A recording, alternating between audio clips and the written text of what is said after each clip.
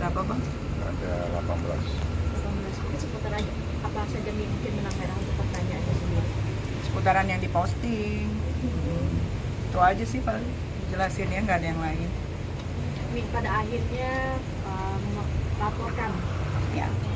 Apa yang membuat Amin sendiri akhirnya melaporkan? Apa yang akhirnya melaporkan karena si manusia ini tuh pagi, siang, sore, malam berbulan-bulan ngebahas gue aja, katanya nggak peduli, tapi yang dibahas gue terus gitu, katanya nggak ngurusin, tapi yang dibahas bisa kalian lihat kan, karena kan akunnya juga tidak dikunci, tapi dia ngebahasnya gue terus kan, nggak diajak tapi tetap gue aja gitu. Cuman kalau yang dibahasnya tidak menjulur ke fitnah atau ditambah-tambahin nggak masalah, tapi kan ini udah ngalur ngindur kemana-mana gitu, yang dikatain inilah kena sakit kelamin lah apalah, itu harus dilaporin karena kalau dibiarin nanti gilanya terusan. Berarti dia buat setelah ya artinya. Kalau gua kan dari dulu memang kalau berantem sama orang itu cukup sekali, sebetulnya itu kan pancingan, tapi kan ternyata pancingannya dimakan.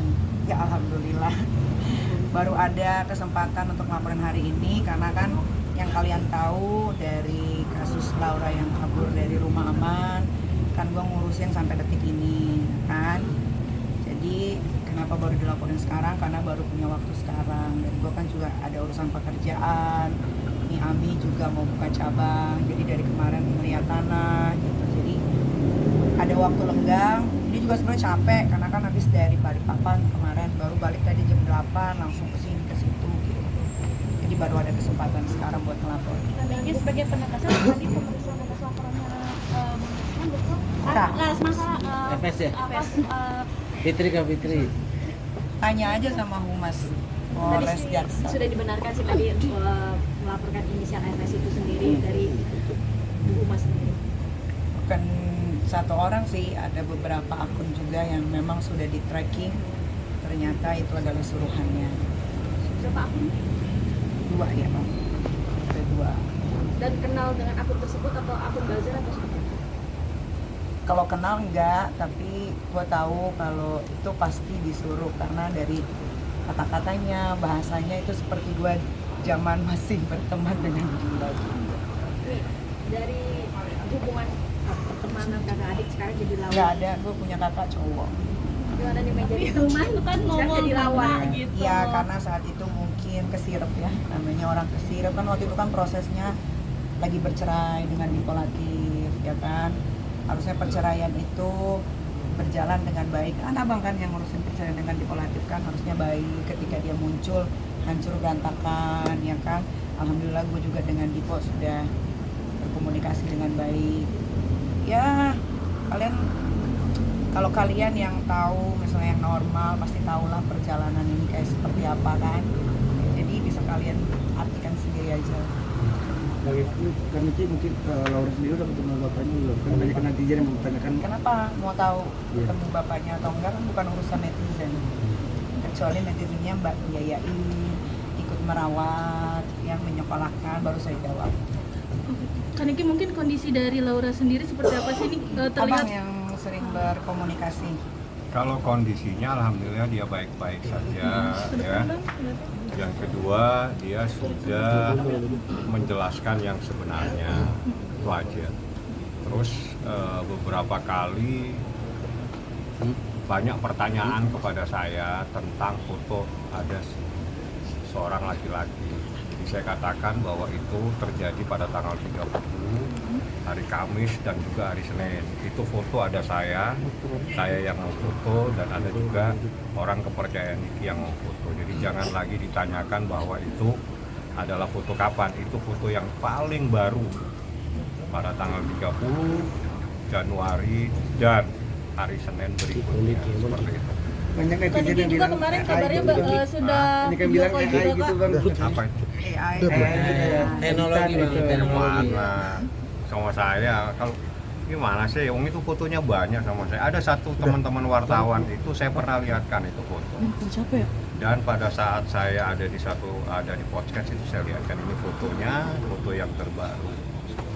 Sebetulnya itu tuh nggak usah dipedulikan ya, yang harus apa dipedulikan itu adalah sekarang Laura sudah sadar, ya mau Laura foto dengan siapapun, yang penting dia sudah sadar, dia sudah tahu apa yang dia lakukan kemarin adalah salah, ya sekarang udah sadar dan sudah mau dia foto dengan siapapun itu sudah tidak harus dipertanyakan lagi.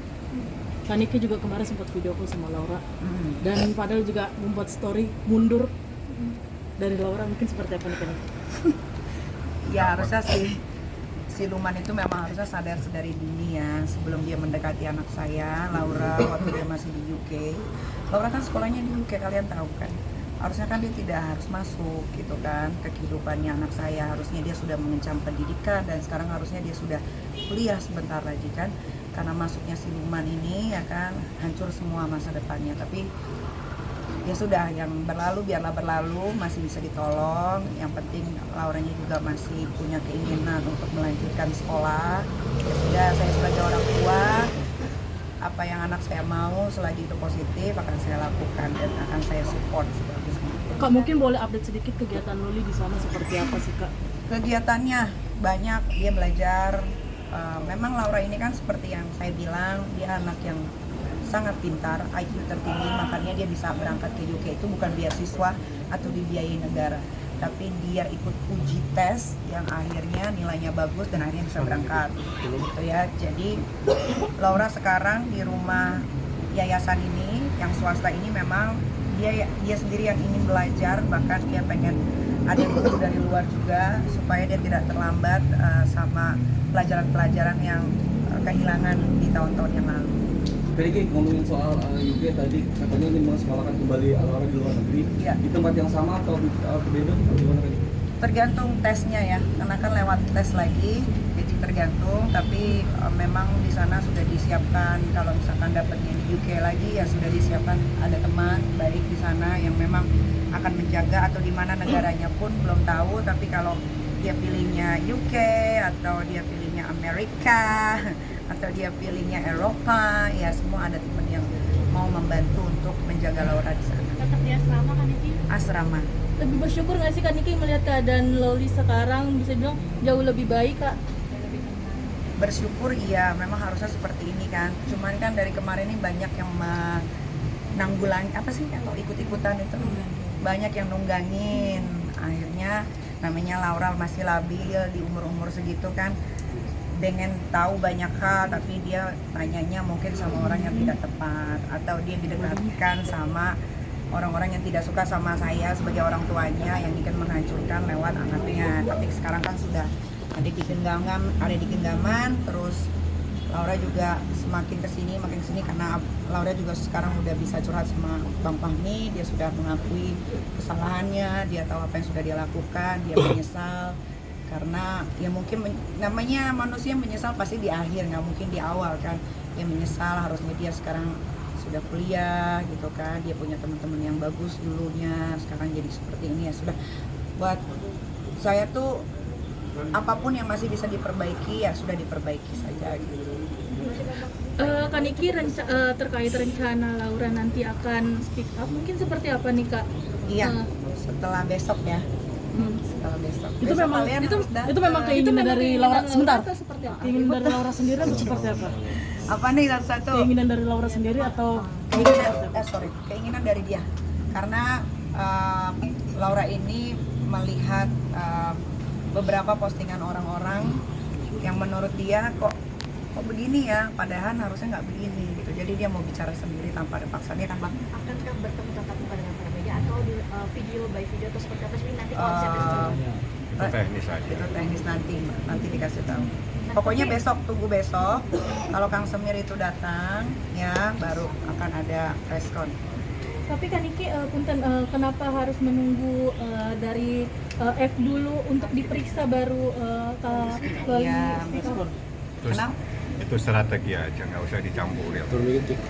Saya suka hari ini mau bicara besok, itu kan nggak perlu ditanya kenapa harus besok. Yang jelas ada alasannya tersendiri untuk menyampaikan sesuatu. Jadi bisa testimoni, bisa juga preskon, bisa juga melalui video. Dilihatlah nanti situasinya seperti apa. Yang jelas Laura sudah kembali menjadi anaknya Nikita Mirzani, itu yang terpenting.